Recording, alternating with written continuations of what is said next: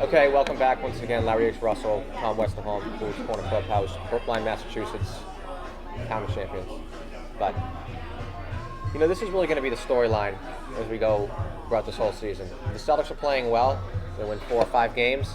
It's going to be what a coach that Brad Stevens is. Getting the most out of these underachieving or overachieving players. But what a coach the Celtics have such a bright future. Can't wait for the game tonight. I think they can beat Dallas, yada, yada, yada. If they lose, or if they lose 3 out of 4 games, it's going to be, let's talk about that Nets pick. Right. But let's cover both ends of this here. Let's talk about the Nets pick because it was such a predominant discussion back on the radio show with Jeff Goodman back on Sunday. I brought this up with Jeff that I spoke with one of the owners of the team. Now, before you say, oh, you spoke with Wick, no, I did not spoke with Wick. The Celtics have like 10 zillion managing partners, and they're all as much as fans of the team as you and me or anybody else here that's with us who's a fan of this team. We were talking about it, and he specifically told me, he's like, listen, that Nets pick should be off the table in all trade discussions. And that's also now, before everyone says, well, you wouldn't trade the Nets pick for LeBron James or Anthony Davis.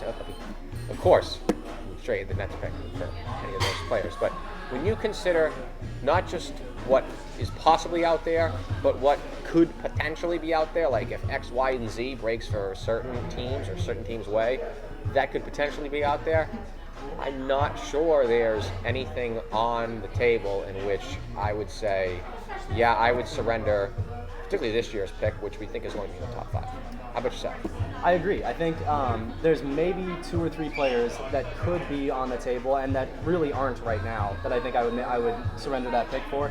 I think with this team, you really have to consider the fact that you're not thinking about, okay, there's an 11% chance that they get Ben Simmons. There's like an 80% chance that they get Ben Simmons or Jaylen Brown or Scalabrine or Brandon Ingram or Dragan Bender. Like there's an 80% chance that one of those guys is going to be on the table and that they're going to have a good chance of getting him with that Nets pick.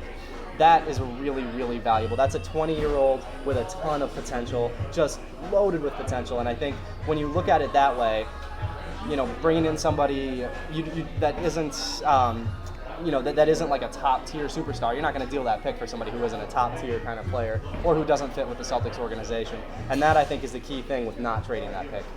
And that's also if you want to play the percentage game. This is sort of what I brought it up with Jeff as well.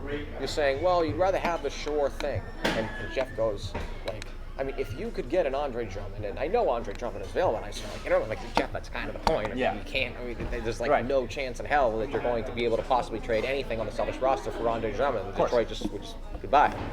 And that's what I was just sort of looking out there. And if you want to play for that percentage game, say you hold on to these Nets picks, it's really for the next 3 years now, right. 16 to 18, which just seems just like eons away. You say to yourself, there's got to be like, if you make those selections every year, it's got to be like 10, 15, possibly even high as 20% that the Celtics are coming away with one championship piece. Right. They could come away with 2 busts and 1 star. They could come away with 3 superstars. They could come away with 1 player. I don't know. Just 1 ultra piece, I think they could come away with making the pick, as opposed to, say, trading for, I don't know, Carmelo Anthony. Let's throw that name out there. Let's play a little bit of a game. Yeah. First name, Carmelo Anthony. Would you sacrifice the Nets pick for if he was on the table? Absolutely not. I mean, and let's be clear, I still think that Carmelo Anthony is a very good basketball player. I'm a fan of his too. He's a great more scorer. than 30 years old. That's the issue. Exactly. He's unbelievable as a scorer. He's going to be fun in a few years with Kristaps Porzingis, but he just doesn't fit with this current roster. Like you said, he's 30. It's going to take. It doesn't work.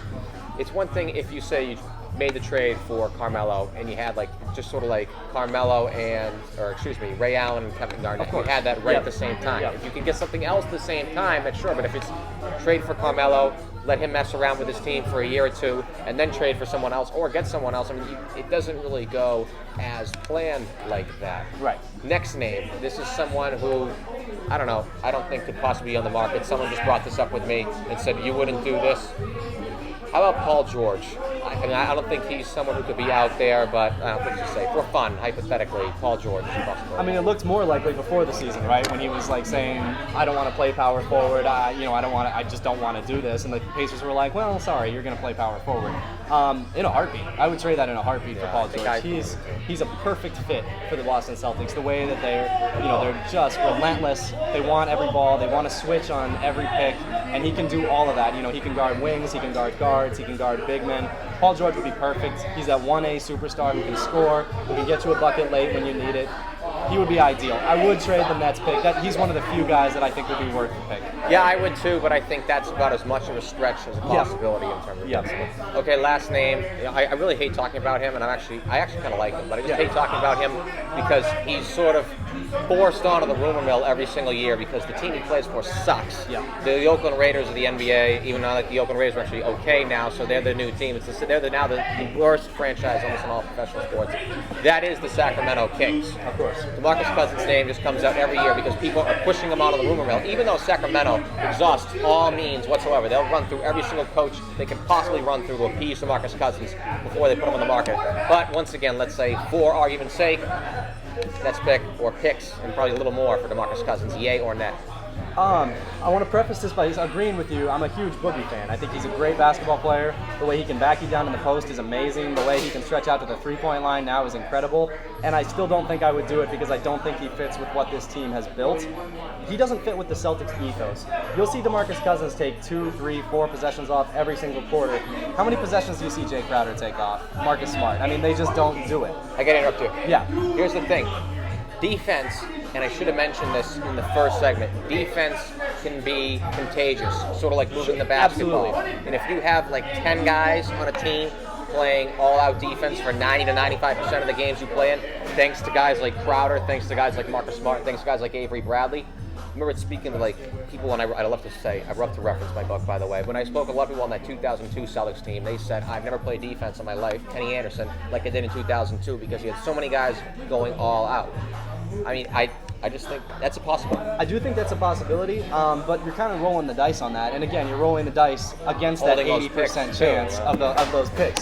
You know, and like I said, Cousins is incredible. I think that Brad Stevens could do great things with him. But when you look at the other thing you could consider doing, because DeMarcus Cousins is that 1A superstar, you could trade for him and then build around him. But if you do that, you're once again putting Cousins in a position where it's going to be 2 to 3 years before he's before it's going to be 2 to 3 years before he's good again. You're probably just sacrificed a pick to put him in the same position to have Boogie upset again. It just doesn't. I don't think it works out for the Celtics if they make that trade. That being said, if they did, it would take me about 4.5 seconds to talk myself into Brad Stevens coaching him. Yeah, this is not going to be the last time this is going to be discussed, even though it could be, I don't know. I always get stumped on DeMarcus Cousins, but we'll be talking about it plenty more. But we're just about ready to sign you off. But of course, my favorite of all the sponsors, the host Celtics Beat, American Farmers Network, grass-fed certified organic beef. I eat it, I don't know, anywhere between 2 to 4 times a day. Steak and between 2 to 4 times a day. But I wish you should too. So, of course, for your efforts for coming out here. Look at all the fat on this ribeye, Tom. I'm looking forward to every. Yeah. Well, you better get home pretty quick. Yeah, I'm gonna have to. I'm gonna have to drive real fast. But. Tom Westerholm, Larry H. Russell. Next time.